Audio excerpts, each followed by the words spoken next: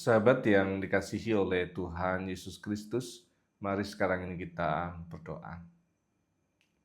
Kami mempersiapkan diri mendengar kebenaran firman-Mu, nyatakanlah kebenaran sabda-Mu kepada kami. Kami mohon dalam nama Bapa, Putra, dan Roh Kudus. Amin. Sabda Tuhan terambil dari Mazmur 67 ayat yang kedua dan yang ketiga. Kiranya Allah mengasihi kita dan memberkati kita. Kiranya Ia menyinari kita dengan wajah-Nya, supaya jalan-Mu dikenal di bumi dan karya keselamatan-Mu di antara segala bangsa. Sahabat yang dikasihi oleh Tuhan Yesus Kristus, secara historis teks kita itu adalah ucapan syukur dan doa kepada Tuhan dalam peristiwa panen, hari raya panen Syukot gitu ya, dan muncul nyanyian puji-pujian syukur kepada Tuhan sekaligus doa kepada Tuhan. Dan memang ada nuansa yang agak berbeda antara rasa syukur panen bangsa ini dengan bangsa-bangsa lain. Kalau bangsa-bangsa lain digambarkan sebagai ungkapan syukur secara nasionalis. Mereka bangga dengan dirinya dan berkat itu untuk bangsa itu dan seterusnya. Menariknya dalam teks kita itu ada 3 hal yang dimohonkan kepada Tuhan. Kiranya Allah mengasihani kita. Itu seperti orang yang lebih berjabatan kemudian menundukkan diri dan mengulurkan tangannya kepada pihak yang lebih rendah. Itu yang disebut dengan mengasihi, kata yang dipakai. Semoga Tuhan yang maha tinggi itu berkenan membungkukkan dirinya dan menopang kita. Sedangkan memberkati itu memberikan segala hal yang baik, kecukupan untuk kita tetap hidup, dan itu menjadi modal menjalani kehidupan ini.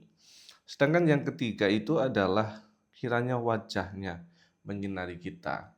Dalam tradisi pada waktu itu, orang akan terlihat berkenan atau tidak berkenan dari wajah-Nya. Ketika orang berjumpa dan melengos, bahasa Jawa, memalingkan wajah-Nya, artinya dia tidak berkenan. Dan tidak ada sesuatu yang lain yang bisa kita capai ketika orang itu sudah tidak berkenan. Mau relasi nggak bisa, mau kerjasama nggak bisa, mau apapun nggak bisa, sudah tertutup pintunya. Tapi kalau sudah bersinar tuh tersenyum, berkenan, ada keintiman, kehangatan, maka peluang untuk yang lain jadi terbuka. Itu yang disebut kiranya Engkau berkenan kepada kami, Engkau tetap tersenyum kepada kami.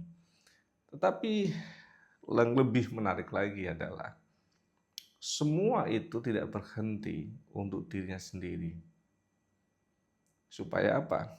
Supaya jalan-Mu dikenal di bumi, supaya karya keselamatan-Mu dikenal bangsa-bangsa. Jadi seluruh permintaan berkat itu tidak pernah sebagai tujuan. Permintaan berkat, pertolongan Tuhan, Allah yang berkenan itu dijadikan sebagai sarana supaya kita boleh memberkati bangsa-bangsa. Maka ini sesuatu yang sangat-sangat penting dan memang berbeda. Saat kita berkelimpahan, saat Tuhan kasih berkat kita, maka itu bukan sebuah tujuan. Itu sarana untuk tujuan yang lain. Kemuliaan nama Tuhan melalui kehidupan kita dengan apa yang Tuhan kasih sama kita. Semoga kita boleh menjalaninya. Tuhan berkati. Amin. Mari kita berdoa. Bapa kami yang di surga, dikuduskanlah nama-Mu, datanglah kerajaan-Mu, jadilah kehendak-Mu di bumi seperti di surga. Berikanlah kami pada hari ini makanan kami yang secukupnya, dan ampunilah kami akan kesalahan kami, seperti kami juga mengampuni orang bersalah pada kami. Dan janganlah membawa kami dalam pencobaan, tapi lepaskanlah kami daripada yang jahat. Karena Engkau-lah yang punya kerajaan dan kuasa dan kemuliaan sampai selama-lamanya. Amin. Tuhan terus menopang, menolong, dan mengasihi setiap sahabat sekarang ini sampai selama-lamanya. Dalam nama Bapa, Putra, dan Roh Kudus. Amin.